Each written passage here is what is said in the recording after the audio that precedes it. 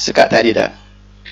Jika dibandingkan sahih kita Sahih Al-Bukhari sebanyak 4 jilid, ini bergantung kepada pencetakan lah.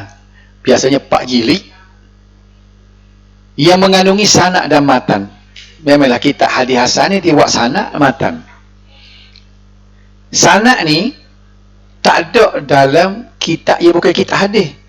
Contohnya kalau kita ambil Bulughul Maram Ibnu Hajar kan, dia tak tulis sanad, dia buatnya misal daripada Abu Hurairah, dari Abu Hurairah daripada Rasulullah, sebut hadis itu disebut riwayat Al-Bukhari gitu. Jadi antara Al-Bukhari dengan Abu Hurairah dia tak tulis tengok, sebab dia bukan kitab hadis asal. Jadi kitab hadis asal macam Al-Bukhari, Sahih Bukhari, Sahih Muslim, Sunan Abu Daud, semua ni dia buat sanad sebagaimana yang kita tengok tadi, rangkaian perawi itu ada. Baik, jadi saiz kita Sahih Al-Bukhari itu ada 4 jilid yang mengandungi sanad dan matan. Didapati bahawa sanad mewakili 3/4 daripada isi kandungannya. Kalau ambil matan saja, kitab Sahih Al-Bukhari itu pakai sebutir ya. Dia jadi 4 jilid tu, 4 butir tu kerana duduk bubuh sanad. Sanad ni panjang pada mata, cuba tengok tadi dah. Matan sikit at-tuhur ada ma'u al-hillu maitatuhu, pendek elok. Ya sanad tu berjelo panjang. Jadi Al-Bukhari tu kalau dia buat matan saja sebutir buku saja. 3 butir lagi tu sanad. Nampak ada situ. Sementara mantannya hanya mewakili 1/4 saja. Contoh, mau cuba tengok ni. Hak kuning itu sanad, hak putih itu matan. Mana panjang nampak tu? Panjang sanad dah. Ni. Hadis, ni Sahih Al-Bukhari, nombor hadis nombor 9. Haddatsana Abdullah bin Muhammad qala haddatsana Abu Amir Al-Aqdi haddatsana Sulaiman bin Bilal an Abdullah bin Dinar an Abi Salih an Abi Hurairah an Nabi sallallahu alaihi wasallam qala, habis kat tu sanad dia. Mati hari al-iman bid'un wa sittuna syu'bah wal haya' syu'batu minal iman. Iman ni ada 70 97 cabang, dan malu itu satu cabang daripada iman. Dah. Tu je matanya al-iman bid'un wa sittuna syu'bah wal haya' syu'batu minal iman. Hak panjangnya ialah sanad. Dia cerita orang ni ambil orang ni, orang ni ambil orang ni. Tapi tak berbuat tu tak boleh lah, sebabnya sahnya hadis al-iman ni kan dia lah. Dia lah yang menyebabkan hadis ni jadi sahnya. Faham maksudnya? Sahih, nak boleh kata sahih kalau baca ni saja kita mana tahu sahih. Ia boleh kata sahih kerana Al-Bukhari kata dia ambil daripada Abdullah bin Muhammad. Siapa dia Abdullah bin Muhammad pun ni? Orang boleh dipercayai kerana dia kata dia ambil daripada Abu Amir. Begitulah striknya seterus sampai kepada Abu Hurairah. Jadi sanad ni kalau tengok ni jadi panjang dia, suku je ni. 3 suku lagi ialah sanad. Mata pendek dah. Faham?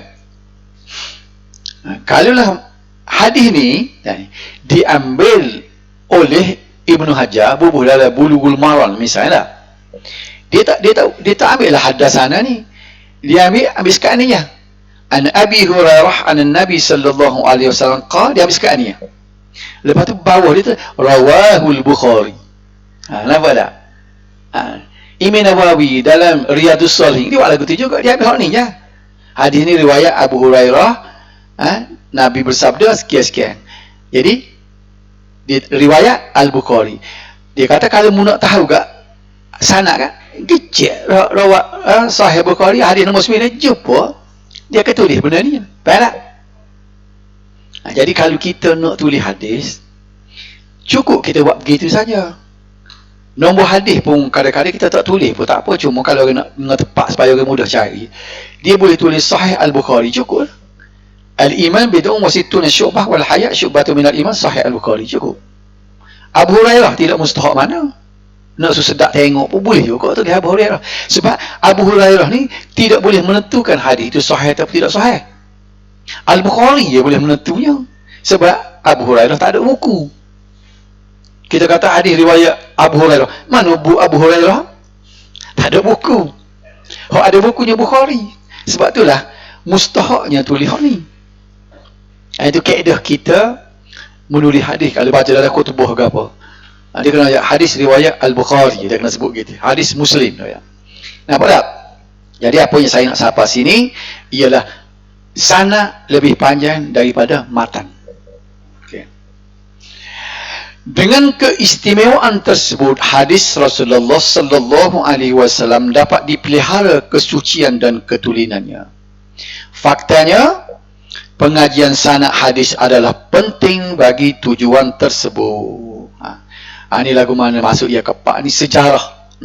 Permulaan penggunaan sanad.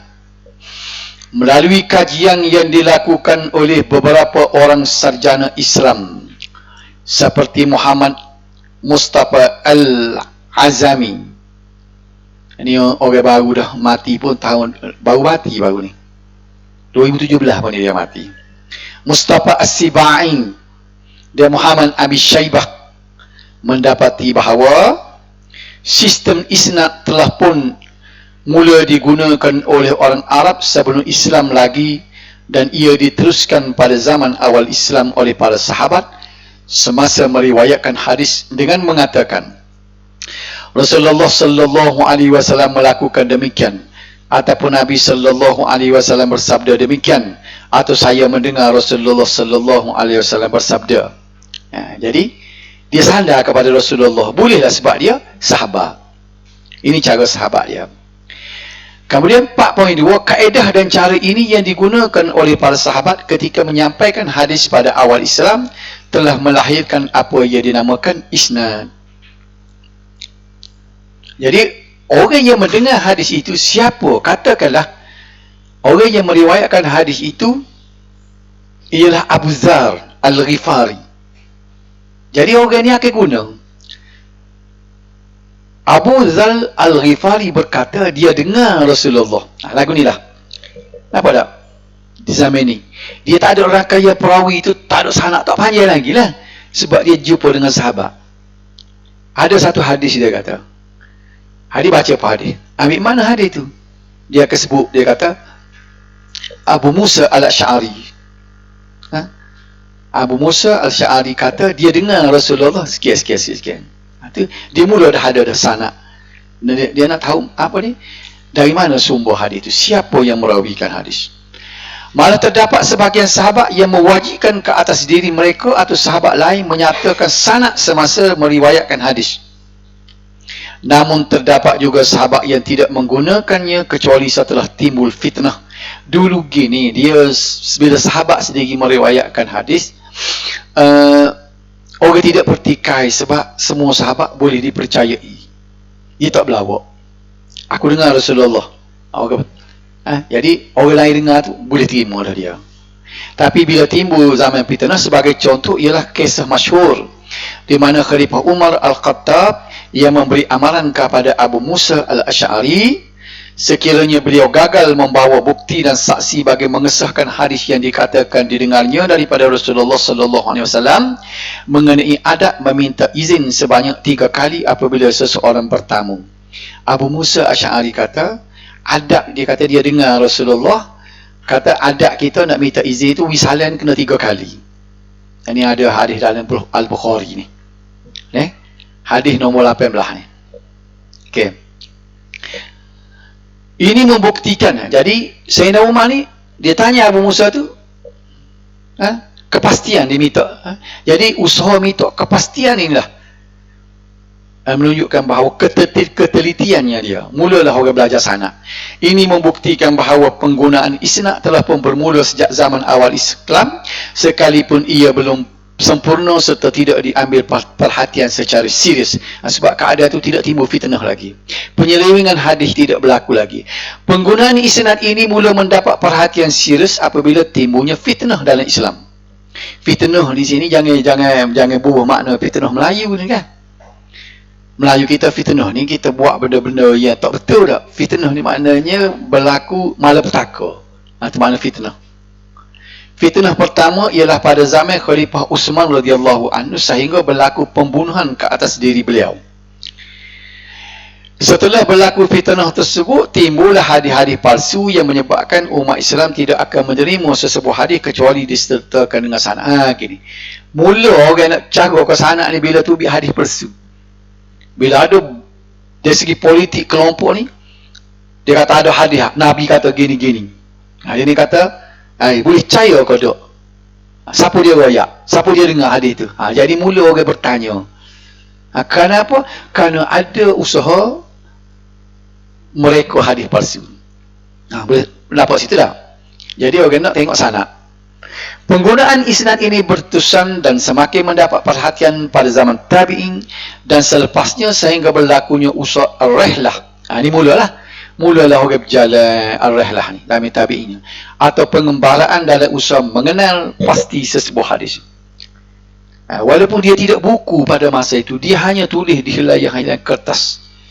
Dia sudah, zaman tabi'in itu dia sudah ada. Misalnya Sufyan As-Sauri, dia nak dapatkan sesuatu hadis tu, dia kata, aku berjumpa dengan orang ni sebut dia dengar Rasulullah, dia dengar ni, dia dengar sahabat kata begini. Katakan dia ni tabi'in. Dia dapat daripada tabi'in kata dia dengar daripada seorang sahabat mendengar Rasulullah bersabda sekian-sekian. Maka dia catat dalam helai kata. Tapi usaha tu dia tidak bukukan pada masa tu. Tinggal di ketah-ketah. Kemudian dia akan sebut pula kepada anak murid dia. Kata Sufyan As-Sauri ni, anak murid ngaji dengan dia akan baca hadis ni. Anak murid dia tanya ambil mana? Dia kata aku ambil daripada seorang tabi'in.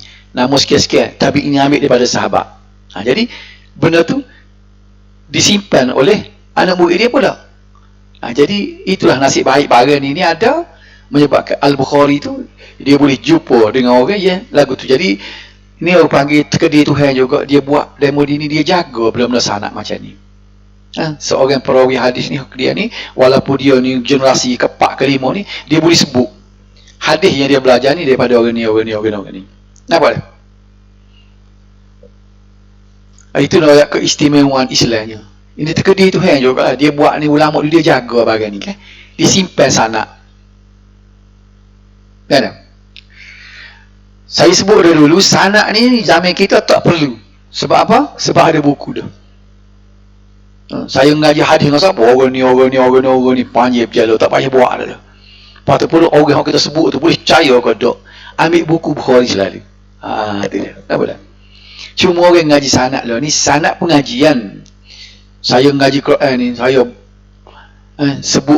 sebut bacaan ni, saya ada sanad dia. Pasal saya dengar Tok Guru saya sebut lagu ni. Tok Guru ni ambil dengan orang ni.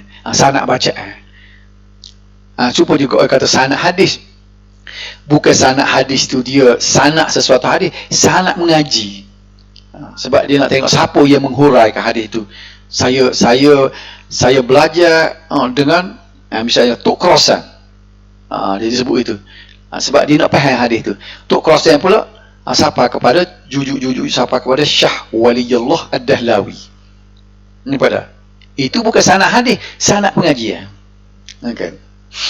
Kemudian mereka bukan sahaja memastikan sesebuah hadis itu mempunyai sanad, malah mereka menyaring sanad tersebut mengikut kaedah dan metod tertentu agar hadis tersebut betul-betul sahih dan tulis. Bila boleh sanad, bukan tak apa dah ada sanad ni.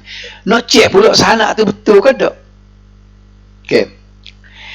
Hasil daripada keprihatinan dan kepekaan generasi awal terhadap sanad hadis, maka lahirlah beberapa ilmu lain yang mempunyai kaitan secara langsung dengan sanad, iaitu ilmu al-jarh wa ta'dil yang saya sebut tadi dah, dan ilmu rijalul hadis atau tarajumur rijal. Tarajum ni jamak bagi kata jamak bagi tarjamah.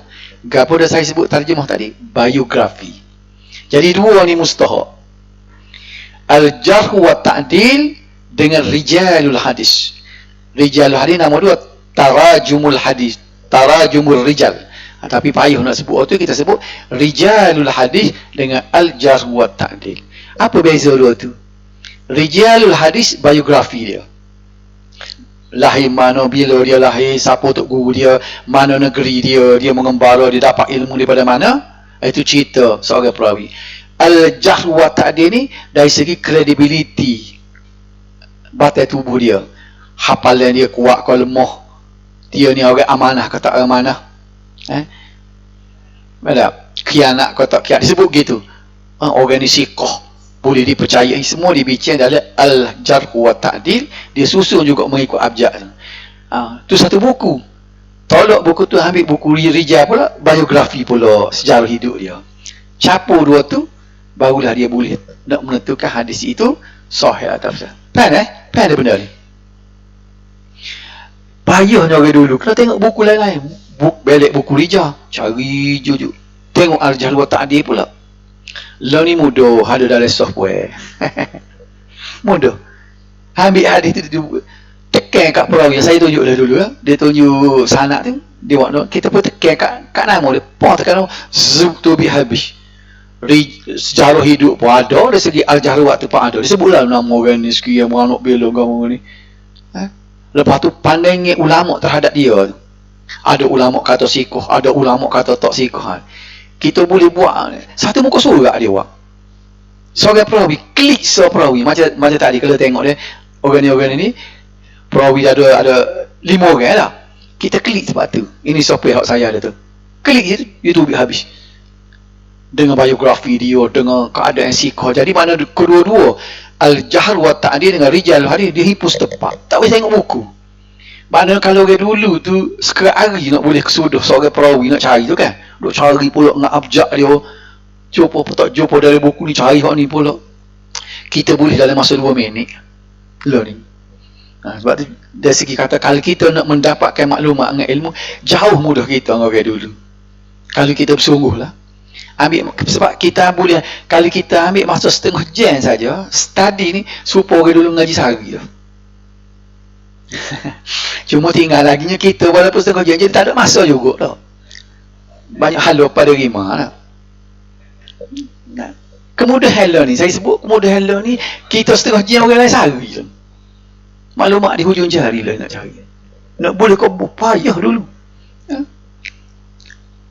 Saya nak tunjuk sini sebabnya benda ni dia bentuknya Android. Bukan bentuk tak boleh tunjuk sini.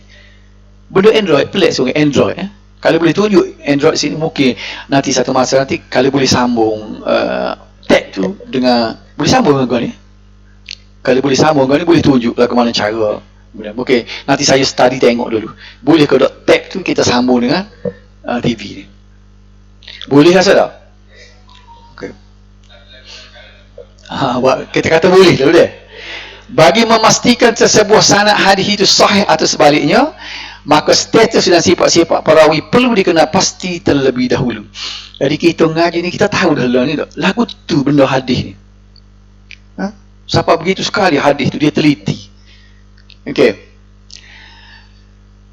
Untuk mengenal pasti status dan sifat-sifat perawi inilah, ulama hadis telah bertokoh lumus mengumpul data dan maklumat setiap perawi yang mencakupi riwayat hidup, latar belakang pendidikan, sifat-sifat dan sebagainya. Nak kena buat esay lah seorang. Al-Mughirah bin Syu'bah, tak apa tu sahabat dah. Dia sebut Yahya bin Ma'in misalnya. Kena ada dua lah dulu riwayat hidup dia. Itu sebabnya Tahzib Ibn Hajar tu ada 45 jilid. Biografi tu 45 jilid. Dan bukan seorang tu mesti cerita dia, riwayat masing-masing ada riwayat hidup dia. Inilah yang dinamakan ilmu rijalul hadis dan ilmu al-jarh wa ta'dil. Jadi biar kita kenal lagi ni kan, rijalul hadis, al-jarh wa ta'dil. Boleh tak? Boleh poket hari ni, tak apa dulu ni. Rijalul hadis, ada sebut dah. Rijalul hadis, seilmu. Selagi al-jarh wa ta'dil. Beza dia ke apa? Rijalul hadis ni biografi. Biografi kita tidak sentuh dari segi kredibiliti dia. Sejarah hidup dia ngaji-ngaji mana. Al-jarh wa ta'dil ni nak ngupak hal dia. Orang ni ingatan dia kuat, ingatan lemah, tidak amanah, boleh percaya, tak boleh percaya. Tu dia sebut dalam Al-Jahr wa Ta'dil. Gabung dua tu, barulah kita dapat gambaran sebenar seorang perawi. Seorang baru boleh. Kalau lima tu, lima kena cari tu. Dari situlah dia boleh nilai kalau hadis ni tak berapa tu, oh hadis ni tak boleh sahih, hasan. Nak boleh tak hasan, sahih, dhaif, duduk di dua kali ilmu ni kan. Rijal dengan Al-Jahr wa Ta'dil. Betul tak? Jadi dia boleh dhaif. Pasal apa? Ada perawi dhaif ni. Tidak boleh dipercayai jadi dhaif lalu. Kalau penipu, hadis maudhu' lalu. Kadzab dia tulis. Perawi ni kadzab, penipu. Namun kajian terhadap sanad hadis bukanlah hukum mutlak kepada sesebuah hadis. Sebaliknya ia adalah madkhal. Madkhal ni maknanya permulaan masuk atau muqaddimah kepada penilaian sesebuah hadis, dan tidak mestinya apabila sanad sesebuah hadis sahih maka hadis itu pun sahih. Sebab dia ada benda lain lagi, dia tengok dari segi matan apa semua pula. Nombor 5, karya-karya pengajian sanad hadis. Boleh lagi? Boleh? Dia takut tepu lah, tak ada guna kot kita rushing ke boleh tak? Karya-karya, ni mana karya-karya mana? Kitab-kitab yang ulama tulis mengenai dengan sanad hadis. Terdapat banyak karya yang dihasilkan oleh ulama, terutamanya ulama mutaakhir, mengenai kajian terhadap sanad hadis. Antara yang paling masyhur tadi Usulut Takhrij wa Dirasatul Asanid. Tengok tu kan, kalau walaupun tulis ruming tu kan, kita boleh baca dalam bahasa Arab. Ingat kata literasi dia, S ada titik ke apa dia ni? Tengok. Jadi hari panjang. Usul at-takhrij. Pakali kita baca wasa, usulut takhrij wa dirasah. Ini dirasah al-asani. Jadi dirasatul asani. Jadi siapa tu diharap juga ni. Usulut takhrij wa dirasatul asani. Oleh Dr. Mahmud At-Tahhan. Ini uruhan. Yang kedua, dirasatul asanidul hadis. Dirasatul asanidil hadis Asy-Syarif oleh Dr. Naif Buqai. Ulama-ulama baru belakang ni. Sebab tu kita tak tulis tarikh ni, sebab mungkin biografi dia tak. Manhaj dirasatul asanid wal hukmul ali alaiha. Bukan ni. Apa saya tukar huruf ni. Oleh Dr. Walid Ibn Hasan Al-Ani. Yang keempat, dirasatul asani Dr. Abdul Aziz Al-Uthaim dan Ata'illah Abdul Ghaffar. Al-Manhaj Sahih fi Hukm Al-Hadith Nabawi Syarif oleh Adi Mursyid. Ni tak apalah, sekalian nak tanam nama kita. Nombor ni, prasyarat pengajian sanad. Tak lama dah rasa kita ada soal lagi tajuk. Tajuk takhrij lagi tak? Takhrij lagi. Tidak soal lagi nak lah. Lepas ada ni, ada soal tajuk lagi tak?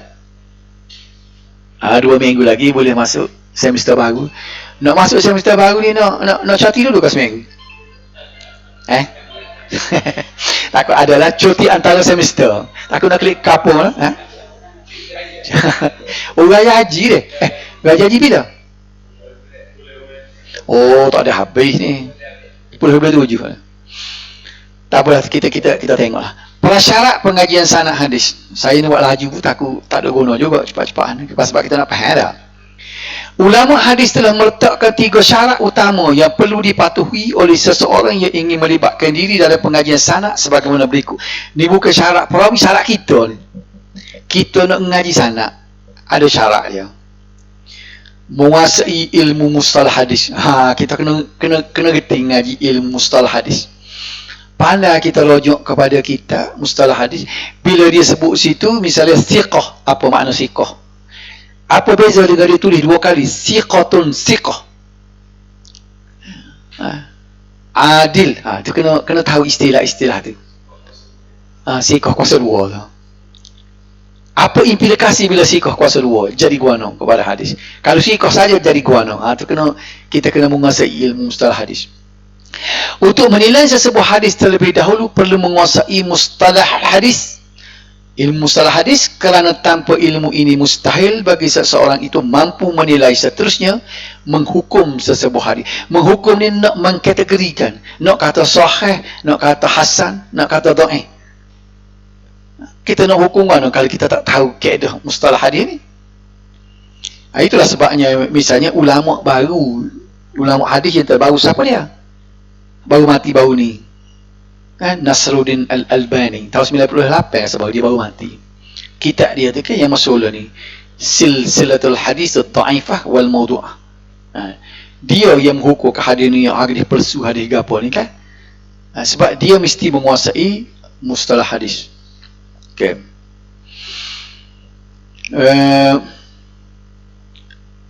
Yang kedua, mengenali kitab-kitab. Habis dah saya baca saat ni. Okay, betul. Mengenali kitab-kitab rijalul hadis. Saat ni Al-Jarh wa Ta'dil, kitab biografi perawi ni, dan mengetahui cara menggunakannya. Nak cari lagu mana? Tapi saya sebut dah, dengan teknologi moden tak kena kitab hadis pun tak apa. Pakai software dia, tekan tu lebih lalu. Biografi, lahir tahu bila, beranak bila, siapa tok guru dia, apa semua dah lalu. Untuk menentukan kesahihan sesebuah sanad, sama ada dari segi kesinambungannya, sambung ke dok perawi satu orang perawi dengan yang sebelumnya, maupun dari segi kredibiliti perawinya, seseorang itu mesti mengetahui latar belakang setiap perawi. Karya-karya mengumpul data dan maklumat peribadi seseorang perawi dinamakan Kitabur Rijal. Ilmu Rijalul Hadis ni kita nama Kitabur Rijal. Mana? Karya-karya ini mendedahkan bukan sahaja mengenai sejarah hidup perawi, tetapi juga meliputi setiap tindakan dan tingkah laku perawi, termasuk pendidikan yang mencakupi guru dan muridnya. Dia belajar siapa tu guru dia, siapa murid dia, nak tahu taraf pengajian dia. Perantauan dia, gimana dia ni merantau. Memang ulama-ulama dulu nak boleh jadi alim ni dia merantau. Merantau negara tu negara ni, atau penghijrahan dan sebagainya. Tengok dulu Dr. Muhyiddin sebut sini tak, masa dia mai dulu, dia kata tak jadi alim kalau duduk dalam negeri. Dia kata baik ilmu dunia sekali pun dia kata ngaji sekolah seming, lepas tu tingkat teknik GSIC misalnya, masuk universiti UMK. Dia main negeri ni dia kata. Jadi dia kata kena merantau ke negeri lain kan. Yang mempunyai kaitan satu sama ada secara langsung ataupun tidak langsung dengan ilmu periwayatan hadis. Yang ketiga, mengetahui dan menguasai ilmu jarh wa ta'dil tadi. Perkara yang paling utama perlu diketahui mengenai perawi selain sejarah hidupnya ialah statusnya, kredibiliti dia. Di sini timbulnya ilmu al-jarh wa ta'dil. Yang sebut tadi, saya sebut jadi ingin sebut ilmu jarh wa ta'dil itu, iaitu untuk menilai status seseorang perawi hadis, sama ada ia memenuhi ciri-ciri dan piawaian yang sebenar atau sebaliknya. Tolak, kita kata tak boleh ni. Misalnya ada dia guna istilah matruk. Mana matruk diabaikan. Perawi ni orang tak buat kira. Tak boleh pakai. Itu ada dalam kitab Al-Jarh wa Ta'dil wal Matruk. Ditinggalkan. Pengetahuan mengenai ilmu jarh wa ta'dil meliputi pengetahuan terhadap lafaz-lafaz yang biasa digunakan oleh ulama hadis terhadap seorang perawi.